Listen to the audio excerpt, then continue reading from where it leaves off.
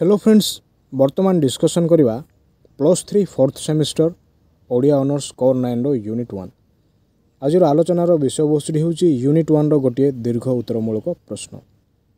पूर्वर अनेक गुड़िए video upload हो सारी अच्छी, तो आपण मैंने चैनल टी प्लेलिस्ट को जाई समस्त वीडियो देखिपारे।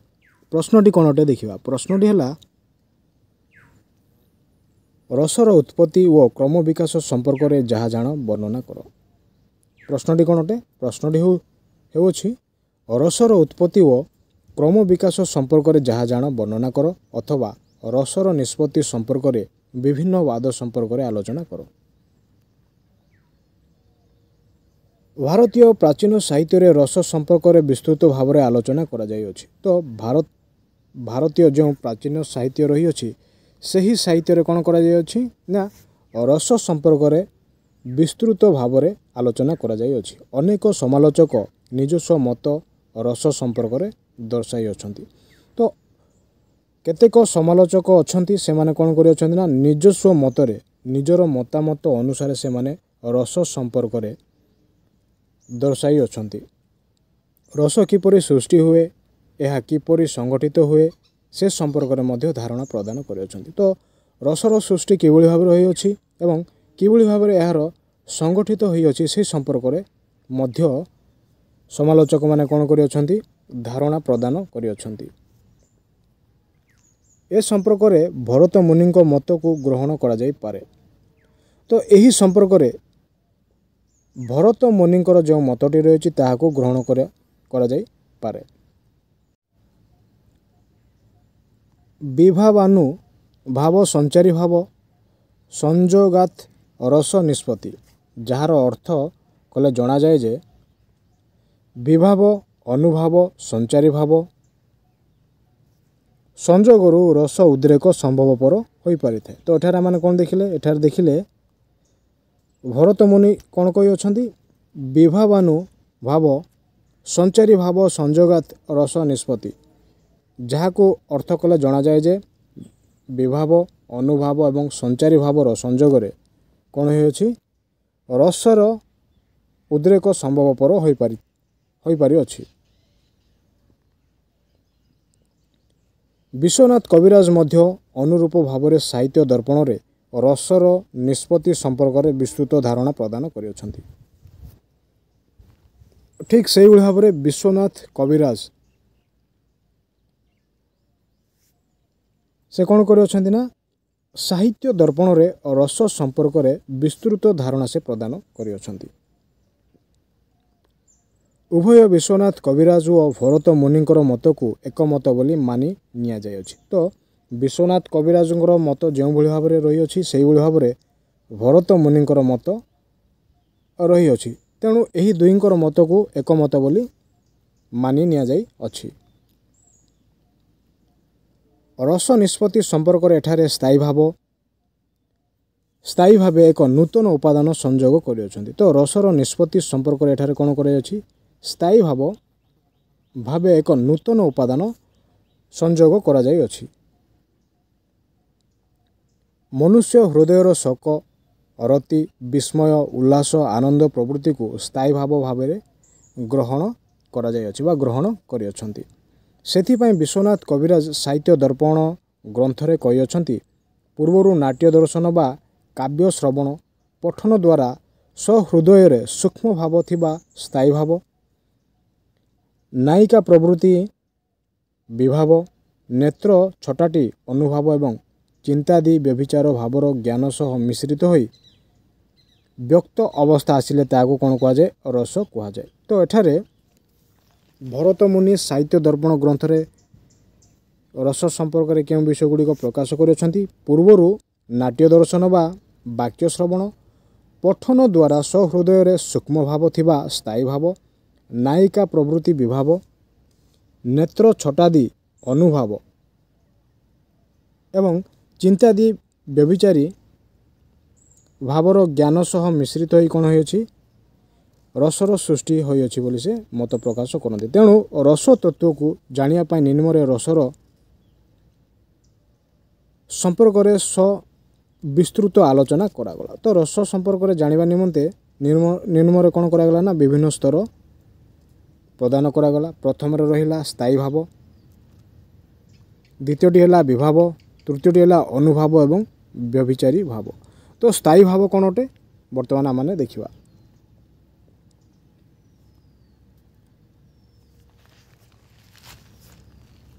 ସ୍ଥାୟୀ ଭାବ କ'ଣ ଅଟେ? ପ୍ରତ୍ୟେକ ମଣିଷର ଜୀବନ ଘଟଣା ବହୁଳ ଅନୁଭୂତି ଉପରେ ପର୍ଯ୍ୟବେସିତ। ତ ସ୍ଥାୟୀ ଭାବ ହେଉଛି ମନୁଷ୍ୟମାନଙ୍କର ଯେଉଁ ଜୀବନବଳୀ ରହିଅଛି ସେହି ଜୀବନବଳୀର ଘଟଣାକୁ ନେଇ ଏହା ପର୍ଯ୍ୟବେସିତ ଅଟେ। କ'ଣ ନା ସ୍ଥାୟୀ ଭାବ।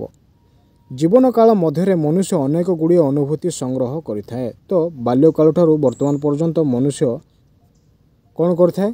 ଅନେକ ଗୁଡ଼ିଏ ଅନୁଭୂତିଟି ସଂଗ୍ରହ କରିଥାଏ। ଯେଉଁ ଘଟଣା, ଅନୁଭୂତି ବା ଅନୁଭବକୁ ମନୁଷ୍ୟ ନିଜ ଭିତରେ ସଞ୍ଚୟ କରିଥାଏ ତାହାକୁ ସ୍ଥାୟୀ ଭାବରେ ଆଖ୍ୟା ପ୍ରଦାନ କରାଯାଇଥାଏ। ତ ସ୍ଥାୟୀ ଭାବ କହିଲେ ଆମେ ଏଠାରେ କ'ଣ ବୁଝୁ? ମଣିଷର ମନ ଓ ହୃଦୟ ସହ ଯେଉଁ ଘଟଣା, ଅନୁଭୂତି ବା ଅନୁଭବକୁ ମନୁଷ୍ୟ ନିଜର ଭିତରେ ସଞ୍ଚୟ କରିଥାଏ ତାହାକୁ ସ୍ଥାୟୀ ଭାବରେ କ'ଣ କରାଯାଇଥାଏ? ଆଖ୍ୟା ପ୍ରଦାନ କରାଯାଇଥାଏ। ମଣିଷର ମନ ଓ ହୃଦୟ ସହ ଏହି ଭାବର ଅପୂର୍ବ ସଂଯୋଗ ରହିଥାଏ। ତ ସ୍ଥାୟୀ ଭାବଟି ମନୁଷ୍ୟର ମନ ଏବଂ ହୃଦୟ ଦୁଇଟି ବିଷୟର ସଂଯୋଗରେ କ'ଣ ହୋଇଥାଏ ନା ରହିଥାଏ। ମଣିଷର ବିଭିନ୍ନ ପ୍ରବୃତ୍ତି ଓ ପ୍ରକୃତିକୁ ଏହି ଭାବ ସମୂହ ପରିଚାଳିତ କରିଥାଏ। ତ ମଣିଷର ବିଭିନ୍ନ ପ୍ରବୃତ୍ତି ଏବଂ ପ୍ରକୃତିକୁ ସ୍ଥାୟୀ ଭାବଟି କ'ଣ କରିଥାଏ ନା ପରିଚାଳନା କରିଥାଏ। ସଂସ୍କୃତ ଅଳଙ୍କାରିକମାନେ ସ୍ଥାୟୀ ଭାବକୁ 9ଗୋଟି ଭାବରେ ରୂପାୟନ କରିଅଛନ୍ତି। ତ ସଂସ୍କୃତ ଅଳଙ୍କାରିକମାନେ ସ୍ଥାୟୀ ଭାବକୁ 9ଗୋଟି ଭାବରେ ସେମାନେ କ'ଣ କରିଅଛନ୍ତି ନା ବିଭକ୍ତ କରିଅଛନ୍ତି। ଏହି ସ୍ଥାୟୀ ଭାବ ଦ୍ୱାରା 9ଗୋଟି ରସ ସୃଷ୍ଟି ହୋଇଥାଏ। ତ ଏହି ସ୍ଥାୟୀ ଭାବ ଦ୍ୱାରା କ'ଣ ହୋଇଥାଏ ନା 9ଗୋଟି ରସର ସୃଷ୍ଟି ହୋଇଥାଏ। ସେମାନଙ୍କ ମତରେ ରତି, ହାସ, ଶୋକ, କ୍ରୋଧ, ଭୟ, ଉତ୍ସାହ, ବିଭତ୍ସ, ବିସ୍ମୟ ଓ ଶାନ୍ତ ପ୍ରଭୃତି ହେଉଛି ରସ ଅଟେ। ଏହାକୁ ସ୍ଥାୟୀ ଭାବ ବୋଲି ସ୍ୱୀକାର କରାଯାଇଥାଏ। ତ ଏହାକୁ ସ୍ଥାୟୀ ଭାବରେ କ'ଣ କରାଯାଇଥାଏ ନା ସ୍ୱୀକାର କରାଯାଇଥାଏ। ଏହି ସ୍ଥାୟୀ ଭାବରୁ 9ଗୋଟି ରସର ସୃଷ୍ଟି ଉଦାହରଣ ସ୍ୱରୂପ ରୀତିରୁ ଶୃଙ୍ଗାର, ହାସ୍ୟରୁ ହାସ୍ୟ, ଶୋକରୁ କରୁଣ, କ୍ରୋଧରୁ ରୌଦ୍ର, ଭୟରୁ ଭୟାନକ, ଜୁଗୁପ୍ସାରୁ ବିଭତ୍ସ, ବିସ୍ମୟରୁ ଅଦ୍ଭୁତ, ଶାନ୍ତିରୁ ଶାନ୍ତ ରସର ସୃଷ୍ଟି ହୋଇଥାଏ। ପ୍ରତ୍ୟେକ ରସ ସୃଷ୍ଟି ପାଇଁ ସ୍ଥାୟୀ ଭାବ ଆବଶ୍ୟକ ହୋଇଥାଏ। ତ ପ୍ରତ୍ୟେକ ରସର ସୃଷ୍ଟି ନିମନ୍ତେ କେଉଁ ବିଷୟଟି ଆବଶ୍ୟକ ହୋଇଥାଏ? ସ୍ଥାୟୀ ଭାବ ଆବଶ୍ୟକତା ହୋଇଥାଏ। ଏହା ମଣିଷର ସହଜାତ ପ୍ରବୃତ୍ତି ଓ ପ୍ରକୃତି ଅଟେ। ତ ଏହା କ'ଣ ଅଟେ?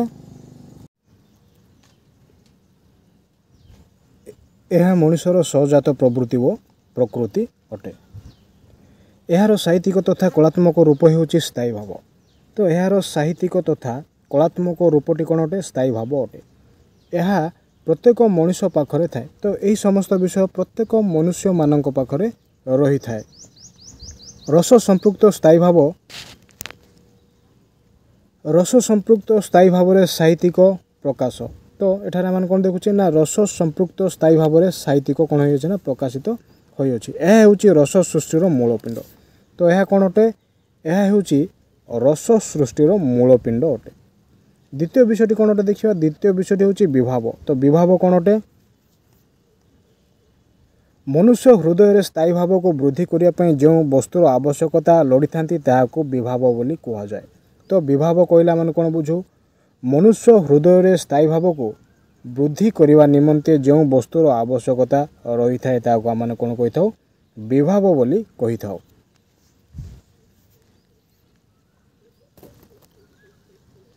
ବିଭାବ ସବୁ ସ୍ଥାୟୀ ଭାବର ଉଦ୍ବୋଧକ ଭାବରେ ରହିଥାଏ। ତ ବିଭାବଟି କ'ଣ ଅଟେ ନା ସବୁ ସ୍ଥାୟୀ ଭାବର ଉଦ୍ବୋଧକ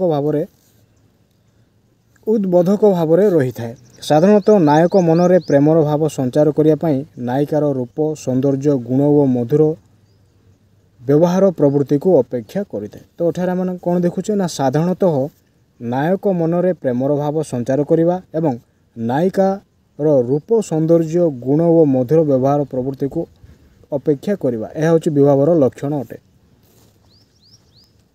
नायिकार एतादृश्य सौंदर्य को विभाव बोली कहुए। तो नायिकार एतादृश्य तो नायिकार यही सौंदर्यटी को कौन बोली कहुए विभाव बोली कहुए। संस्कृत अलंकारिक माने विभाव को दुईटी भाग में विभक्त कर। तो संस्कृत अलंकारिक माने कौन कर विभाव को दुईटी श्रेणी रे विभक्त कर। प्रथमटी है आलम्बन विभाव और द्वितीयटी है उद्दीपना बा उद्दीपन विभाव। तो संस्कृत अलंकारिक माने विभाव को केतोटी श्रेणी रे विभक्त कर दुईटी श्रेणी रे विभक्त कर। प्रथमटी है आलम्बन विभाव और द्वितीयटी है उद्दीपन विभाव। अनेक सुंदर काव्य बा नाटक प्रवृत्ति रे नायक नायिकांकर प्रवृत्ति को अवलंबन करी रस संचार करा जाई थाए। तो अनेक सुंदर काव्य एवं नाटक रे कौन करा जाई थाए नायक नायिकांकर प्रवृत्ति को अवलंबन करी रसर संचार करा जाई थाए। यह को आलम्बन विभाव कहा जाए। तो यही समस्त विषय को कौन कहा जाए आलम्बन विभाव बोली कहा जाई थाए। गोटे गोटे बलिष्ठ चरित्र को नहीं विभिन्न रसर अवतारणा करा जाई थाए। तो गोटे गोटे बलिष्ठ चरित्र गुड़ी को नहीं कौन करा जाई थाए ना भिन्न भिन्न प्रकार रसर अवतारणा करा जाई थाए। केतेक स्थल रे उपयुक्त रस सृष्टि पई अनुरूप चरित्र मान सृष्टि करा जाई थाए। तो केतेक स्थल रे कौन करा जाई थाए ना उपयुक्त रसर सृष्टि निमंते अनुरूप चरित्र मान सृष्टि करा जाई थाए। प्रकृति कवि गंगाधर मेहरंकर प्रणय बल्लरी काव्य नायक दुष्मंत और नायिका शकुंतला परस्पर मन भितर जो प्रेमर भाव सृष्टि करथिले एही दुई भाव को आलम्बन विभाव बोली कहुए। तो एठारे आम कौन देखुचे प्रकृति कवि गंगाधर मेहरंकर जो काव्यटी रही से काव्यटी है प्रणय बल्लरी। तो प्रणय बल्लरी काव्य नायक दुष्मंत एवं नायिका किए अटंती शकुंतला अटंती। तो यही दुई जनकर परस्पर मन भितर जो प्रेमर भाव सृष्टि होइथिला एही दुई भाव को कौन कहुए आलम्बन विभाव बोली कहुए। पुनर्बार यही रस को उज्जीवित करुवा हेतु यह उद्दीपन विभाव बोली मध्य कहुए। तो पुनर्बार यही रस को उज्जीवित करुवा हेतु यह कौन कहुए ना उद्दीपन विभाव बोली मध्य कहुए। उदाहरण स्वरूप रति एक स्थायी भाव वो एथिरे श्रृंगार रसर सृष्टि होता है। तो उदाहरण स्वरूप आम कौन देखुचे रति गोटे स्थायी भाव अटे एवं एथिरे कौन होता है ना श्रृंगार रसर सृष्टि घटी थाए। नायक नायिकांकर मिलन पर उपयुक्त परिवेश और परिसर मध्य सृष्टि करा जाय थाए। तो यही दुईटी रसरे कौन होता है ना नायक एवं नायिका मानकर मिलन पर उपयुक्त परिवेश और परिसर सृष्टि करा जाय थाए। निर्जनता परिवेश को एकांत भावे ग्रहण करा जाय थाए। तो निर्जनता परिवेश को कौन करा जाय थाए एकांत रूप में ग्रहण करा जाय थाए। निर्जनता परिवेश ही उद्दीपन विभाव। तो निर्जनता जनशून्य परिवेश ही कौन अटे ना उद्दीपन विभाव अटे। श्रृंगार रस को चरितार्थ करने बसंत ऋतु चंद्र रजनी मृदु समीरण सुगंध पुष्पर आवश्यकता को खोजा पड़ी थाए। तो श्रृंगार रस को चरितार्थ करने निमंते क्यों क्यों ऋतुर आवश्यकता पड़ी थाए बसंत ऋतु चंद्र रजनी मृदु समीरण सुगंध पुष्पर आवश्यकता को खोजा पड़ी थाए। चतुर्थ विषयटी कौन अटे चतुर्थ विषयटी है अनुभाव। तो अनुभाव कौन अटे अनुभाव होची साधारणतः भाव में स्थायी भाव को जो भाव अनुसरण करिथाए ताहाको अनुभाव कहा जाए। तो साधारण भाव में स्थायी भाव को जो भाव अनुसरण करिथाए ताहाको कौन कहा जाए अनुभाव कहा जाए। मुख्यतः आलम्बन व उद्दीपन भाव द्वारा प्रकाशित स्थायी भाव में कटाक्ष लुंठन क्रंदन प्रभृति जो कार्य मानक द्वारा जना जाय थाए ताहाको अनुभाव कहा जाए। तो अनुभाव कहला माने कौन बुझू मुख्यतः आलम्बन व उद्दीपन भाव द्वारा प्रकाशित स्थायी भाव में कटाक्ष लुंठन क्रंदन प्रभृति जो कार्य मानक द्वारा जना जाय थाए ताहाको कौन कहा जाए अनुभाव कहा जाए। अनुभाव कायिक मानसिक और सात्विक एपरि तीन भाग में विभक्त करा जायछि। तो अनुभव को केतोटी श्रेणी रे विभक्त कराଯାଇଛି ना तीन गोटी श्रेणी रे विभक्त करा जायछि। सेगुड़ी कहला कायिक, मानसिक और सात्विक एभली भाव में तीनोटी भाग में विभक्त करा जायछि। सात्विक गुणरू उत्पत्ति लाभ करुवा स्तंभ, स्वेद, रोमांच, स्वरभंग, बेपथु, अश्रु और प्रलय प्रवृत्ति सात्विक अवस्था को बुझाई थाए। तो सात्विक गुण को उत्पत्ति लाभ करुवा स्तंभ, स्वेद, रोमांच, स्वरभंग, बेपथु, अश्रु और प्रलय प्रवृत्ति सात्विक अवस्था को कौन कराई ना बुझाई थाए। शेष विषयटी कौन अटे? शेष विषयटी है व्यभिचारी भाव। तो व्यभिचारी भाव कौन अटे? व्यभिचारी भावर अन्य नाम को संचारी भाव बोली मध्य कुआ जाय थाए। तो व्यभिचारी भावर अन्य नामटी कौन अटे? संचारी भाव अटे। एही व्यभिचारी भाव पूर्वरु स्थायी भावर मझिरे मझिरे केतेक भाव अल्प क्षण पई आविर्भूत होई विलीन हो जाई थांती। तो एही व्यभिचारी भाव पूर्वरु स्थायी भावर मझिरे मझिरे केतेक भाव अल्प क्षण पई आविर्भूत होई कोन होइथांती ना विलीन हो जाई थांती। से सब को व्यभिचारी भाव बा संचारी भाव कुआ जाय। तो व्यभिचारी भाव बा संचारी भाव कहला माने कोन बुझू ना व्यभिचारी भाव पूर्वरु स्थायी भावर मझी मझिरे कोन होइथाय ना अल्प क्षण पई आविर्भूत होई विलीन हो जाई थांती कोन ना भाव गुडी को। प्रत्येक स्थायी भाव में केते गोटी व्यभिचारी भाव रही थाए। तो प्रत्येक स्थायी भाव में केते गुड़िए व्यभिचारी भाव रही थाए। अलंकारिक मानक मतरे एही भली विभाव मानकु 33 भाग में विभक्त करा जाई थाए। तो प्रत्येक स्थायी भाव में केते गोटी व्यभिचारी भाव रही थाए।